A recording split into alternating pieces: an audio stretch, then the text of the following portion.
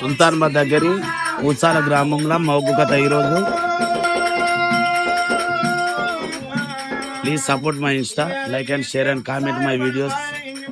మా YouTube channel మంగసుమ ఒగ్గు కథ, మా యూట్యూబ్ ఛానల్. మా ఛానల్ని సబ్స్క్రైబ్ చేయండి, మర్చిపోకండి.